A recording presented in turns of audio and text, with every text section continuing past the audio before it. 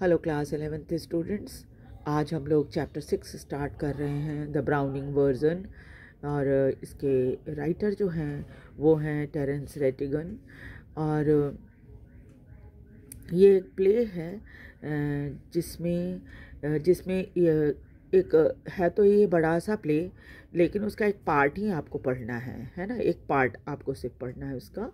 और इसमें जो छोटा सा अंश जो आपको पढ़ना है, ये इसमें एक स्कूल का दृश्य है ना। स्कूल में एक स्टूडेंट है जो कि अपने टीचर का वेट कर रहा है। चलिए देखते हैं हम क्या है।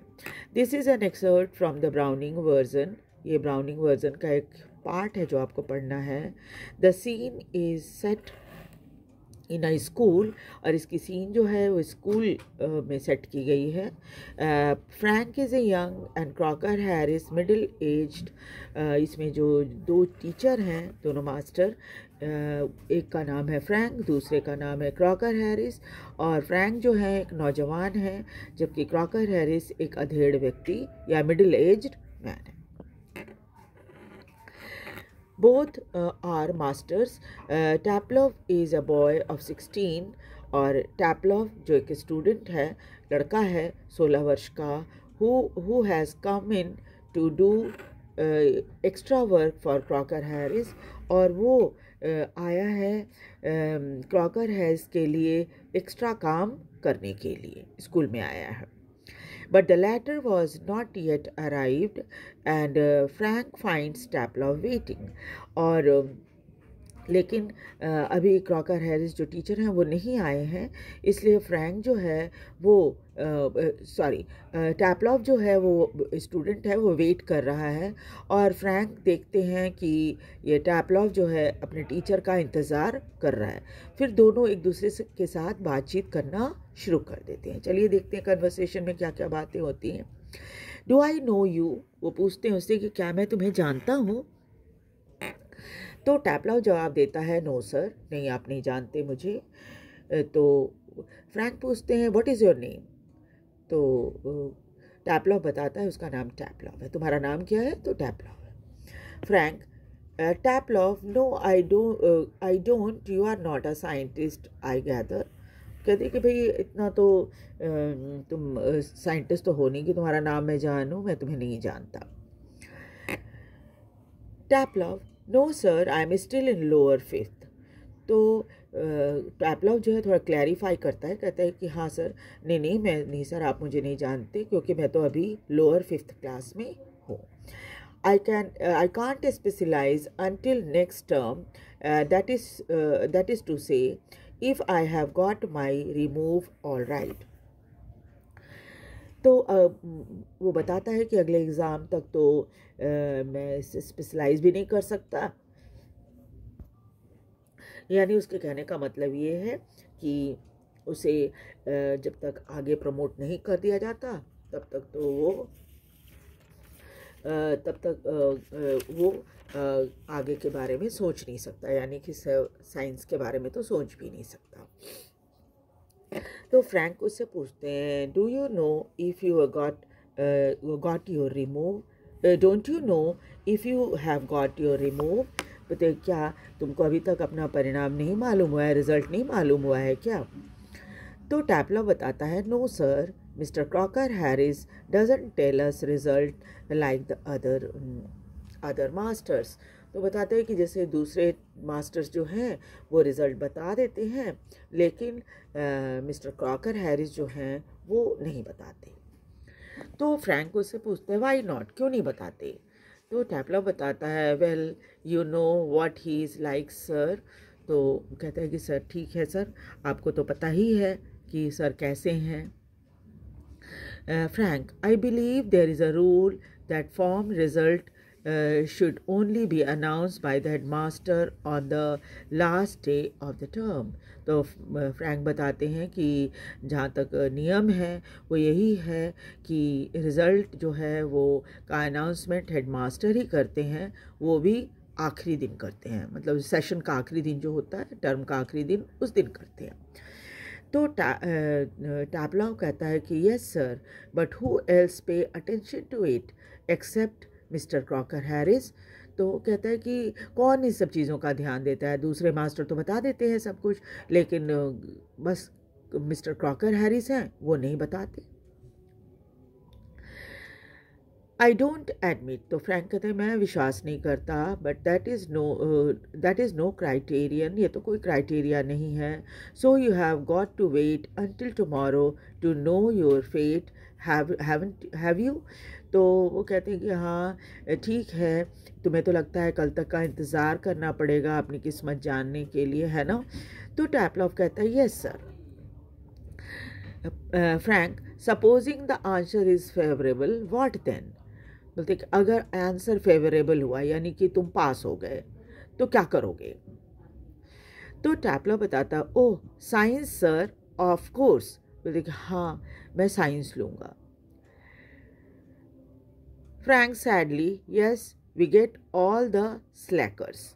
तो फ्रैंक जो हैं वो बड़े उदास होकर कहते हैं कि तो स्लैकर्स ही हमारे इसमें साइंस में रहते हैं, यानी कि जो ढीले ढाले बच्चे होते हैं, बहुत सीरियस नहीं होते पढ़ाई में, उस तरह के बच्चे ही इसमें आते हैं। तो टैपलॉफ टैपलॉफ थोड़ा सा उनका विरोध करता है। I am extremely interested in science sir, और वो बताता है कि सर मैं तो साइंस में बहुत ही इंटरेस्टेड हूँ। तो Frank, are you? I am not.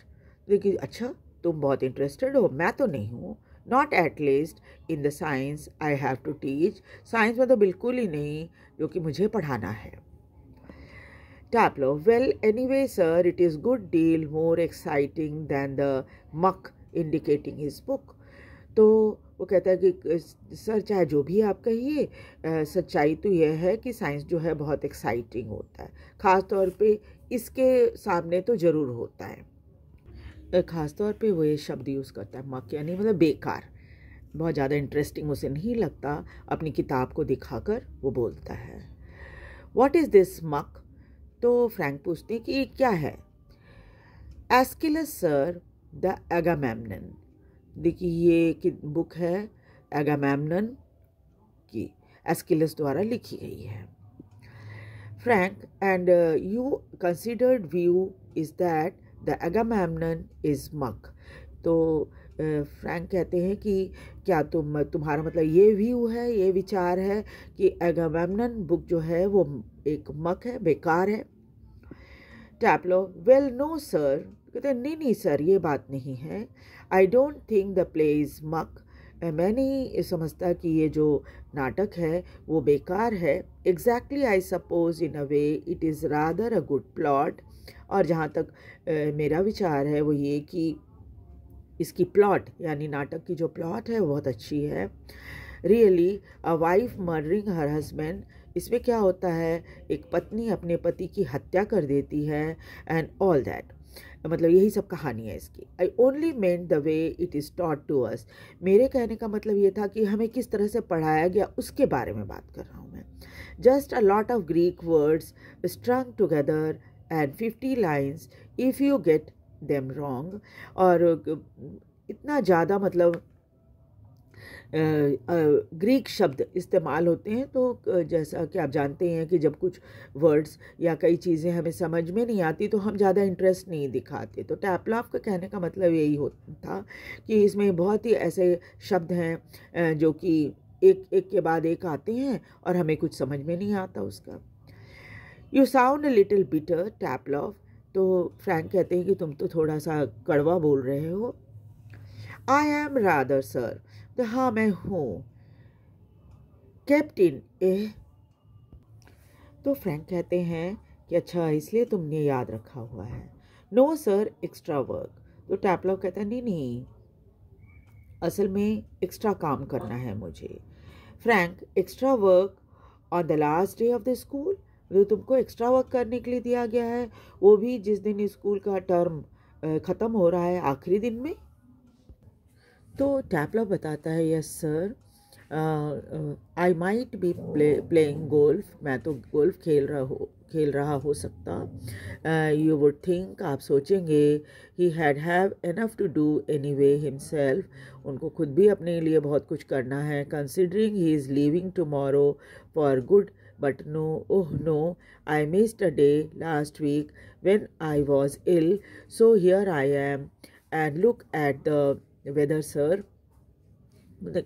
जो भी हो, उन्हें भी बहुत सारा काम करना होगा क्योंकि वो भी कल छोड़कर जा रहे हैं यहाँ से। और मैंने एक दिन मिस कर दिया था पिछले सप्ताह में, क्योंकि मैं बीमार था, इसलिए मैं आज यहाँ हूँ। एंड आज का वेदर देखिए कितना अच्छा है।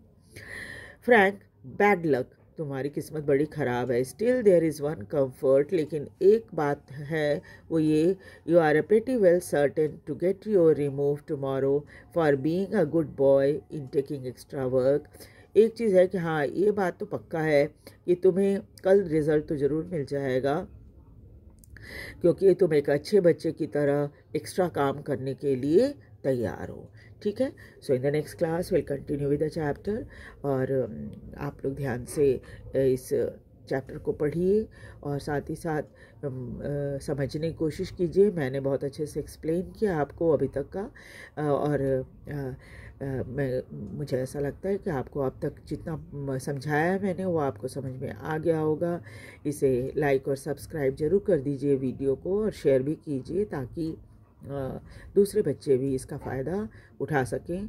और नेक्स्ट क्लास में हम आगे कंटिन्यू करेंगे इस कहानी को। Thank you very much.